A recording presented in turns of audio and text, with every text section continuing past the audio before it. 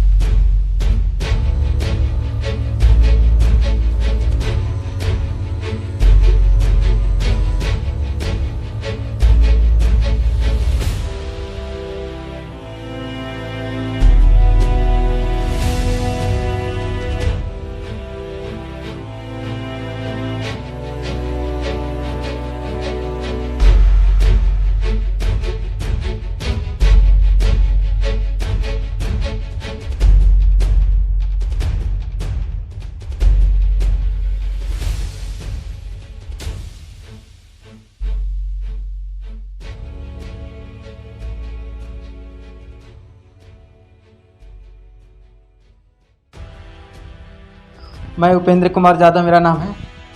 हम निःशुल्क शिक्षा देने के काम करते हैं। बच्चे लोग का पढ़ने लिखने में बहुत से दिक्कतें आते थे, क्योंकि बच्चे लोग को यहाँ नहीं मोबाइल का सुविधा है, नहीं कोई कंप्यूटर का सुविधा है, न और कुछ का सुविधा है, क्योंकि यहाँ नर्सरी का इधर है। और यहाँ का ये प्रॉब्लम है कि नेटवर्क भी नहीं काम करता है। इसलिए मैं मतलब निःशुल्क शिक्षा देने के काम किए। और मेरा सोच था कि बच्चे लोग को मतलब मेरा जैसा किसी बच्चा को नहीं हो। हम जिस 10वां के एग्ज़ाम दे रहे थे उस समय मेरा पढ़ने में बहुत सी सारे दिक्कत हो गया था, आने जाने में भी दिक्कत हो गया था। और बहुत से व्यक्ति मतलब हमको मदद नहीं करना चाहते थे, क्योंकि बहुत व्यक्ति बोलते थे कि पढ़ लिख कर विकलांग कुछ नहीं कर पाएगा। तो इसलिए मैं अपने दिमाग में उस समय ले लिए थे, क्योंकि हम सोचे ये बात कि हम कुछ करके दिखाएंगे उसी समय। तो एक हम अपना गांव में ट्यूशन देते थे 10 बच्चे को। तो इधर से एक दिन गुजर रहे थे तो बहुत मतलब बच्चे लोग खेल रहे थे, तो उन लोग बोले कि सर मेरा भी आप हेल्प कीजिए। तो इन लोग का भी मैं मतलब हेल्प करने के लिए चालू किए, जो सितंबर महीना से चालू किए थे 2020 में। तो यहाँ पे उधर पढ़ा रहे थे, उसको साल भर से 2 महीना बेसी हो गया है जो घर में पढ़ा रहे थे। हमारे पास मतलब 60 बच्चे हैं, जो 2 एथी में 2 शिफ्ट में जी करा के पढ़ाते हैं। जो 8वां लोग और जो छठा से है उन लोग को मतलब 6 बजे से 7 बजे तक ले देते हैं। और पहला से जो 5वां तक ले जो है उस लोग को 7 से 9 तक देते हैं। हम सरकार से मदद ये चाहते हैं कि हम अपने से पढ़ाई मतलब जो कर रहे हैं, इससे सरकार मेरा मदद करे, कि आने जाने के लिए भी और मेरा पढ़ने के लिए भी। आने जाने के लिए क्या चाहते हैं? मैं विकलांग स्कूटी चाहते हैं, जिससे हम अपने सहारा से चल सकें। जो स्कूटर होता है 4 पहिया, उसको चाहते हैं। लेकिन सरकार के पास तो वो प्रावधान है नहीं, साइकिल है, चेयर है। सरकार पास बहुत सारा है, लेकिन सरकार को मतलब जैसे देना चाहिए वो नहीं देते हैं, क्योंकि सबका दे या अथवा नहीं दे, लेकिन जो विकलांग लोग होता है वो कहीं कमाने के लिए नहीं जा पाएंगे। तो इसलिए उन लोग तो उस लोग का देना जरूरी है। बहुत से पारिवारिक सरकार पास बहुत सारे सावधान है, हमारे क्षेत्र भी है।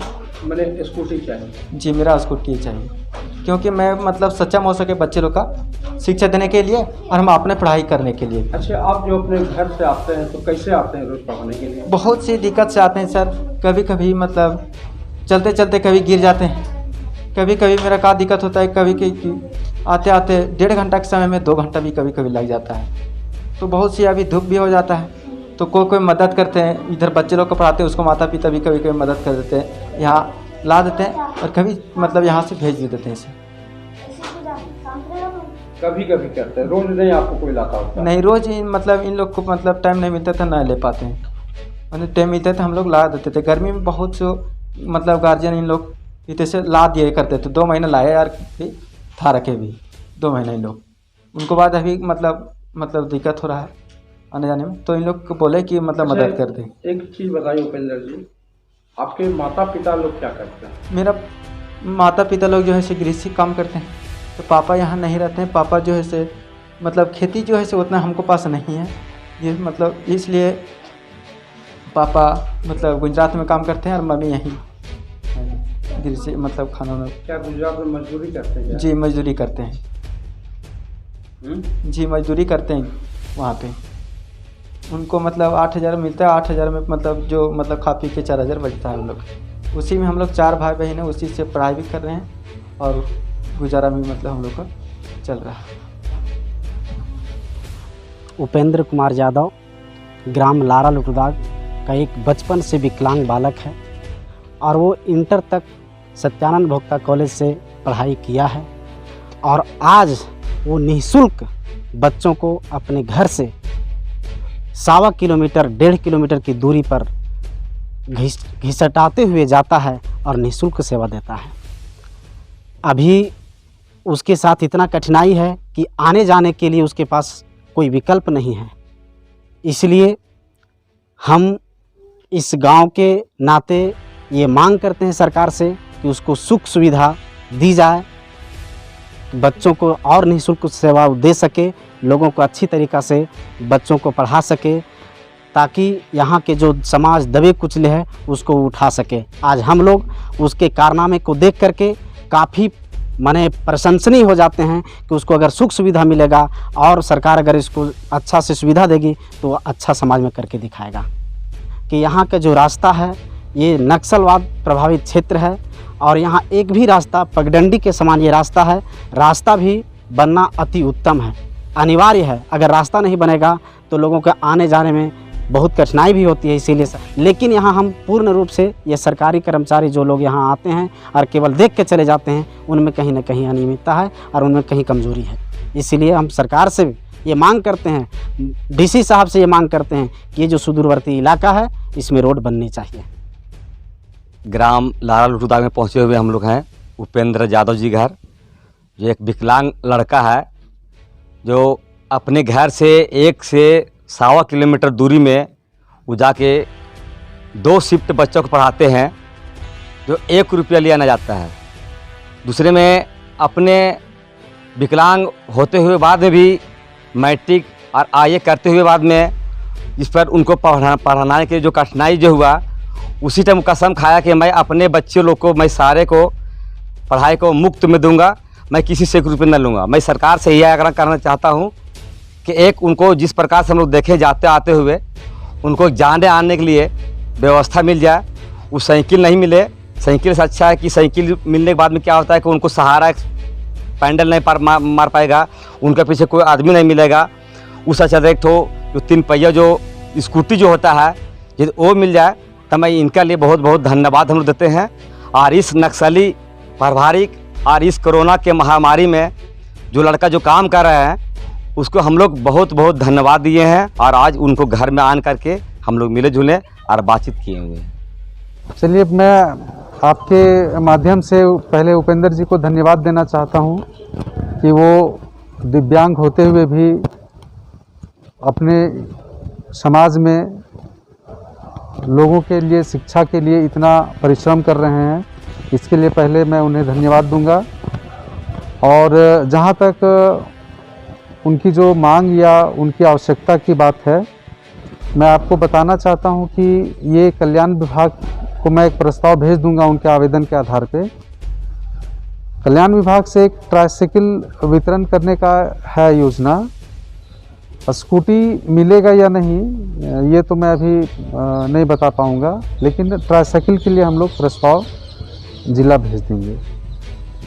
सर, उनका घर का आर्थिक स्थिति भी बढ़िया नहीं है, एक आवास का भी उनके परिजन मांग किए। हम लोग देख लेंगे आवास में उनका सेक डाटा में नाम है कि नहीं उनके माता पिता जी का, और अगर नहीं होगा तो आवास प्लस में जियो टैग हुआ है या नहीं उनका, वो भी देख लेंगे।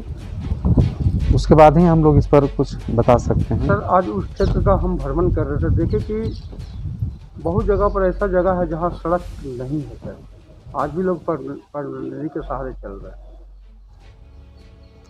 हम लोग देखते हैं, अभी तो मैं यहाँ बिल्कुल नया हूँ, 2 दिन पहले ही यहाँ ज्वाइन किया हूँ। मैं चीज़ों को देखता हूँ, उसके बाद रिपोर्ट करूँगा इन सब चीज़ों के लिए। क्या नाम हुआ सर?